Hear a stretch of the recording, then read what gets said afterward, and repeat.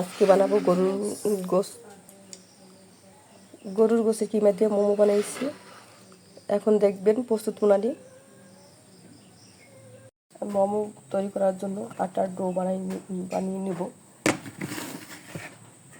2 cup আটা নিয়ে নিলাম।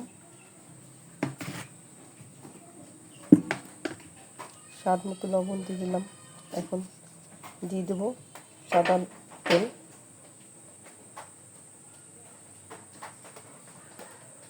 2 টেবিল চামচের মতো। এখন ভালোভাবে মিক্সড করে নেব এটা হাতের সাহায্যে।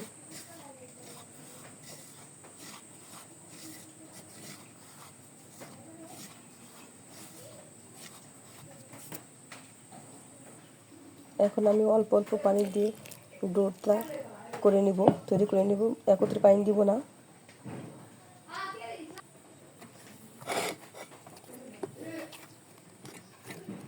আমার খামির বানানো হয়ে গেছে। এখন আমি 10 মিনিট ধরে ঢাকনা দিয়ে ঢেকে রাখবো খামিরটাকে।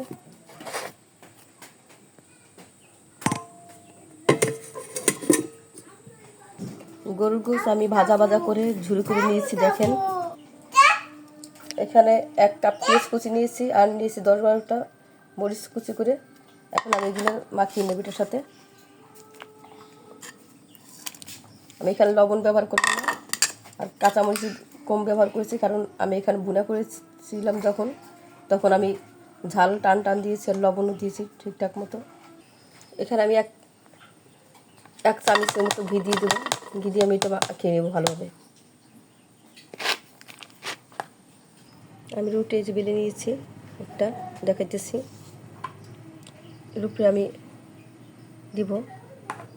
পুর দিয়ে দেব, গোছের পুরটা। আমি এই যে লম্বা ডিজাইন করেছি, চাইলে গোল ডিজাইন করতে পারেন। আরেকটা কথা, আপনি কি পুরটা যদি চান আপনি কাঁচা গোছ দিয়ে করবেন কিমা করে, সেটাও করতে পারেন। আমার কাছে এইটা ভালো মনে হইলো যে আপনারা চাইলে কাঁচাটা তো করতে পারেন। আমার ভালো মনে হয়েছে এটা, এর জন্য আমি এটা করেছি। দেখেন আমি পুরটা দিয়েছি। বেশ বড় রুটি বানিয়েছি, তার জন্য পুরটাও বেশি দিয়েছি। দেখেন আমি গোল শেপটা করতেছি।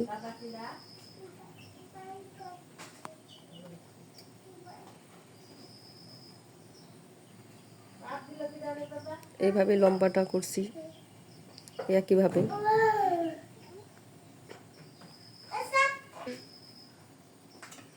এই দেখেন বানানো হয়েছে। লাস্টে মুখটা এইভাবে মেরে দিলাম। এই দেখেন চারিদিকে ঘুরিয়ে দিয়ে খাইতেছি।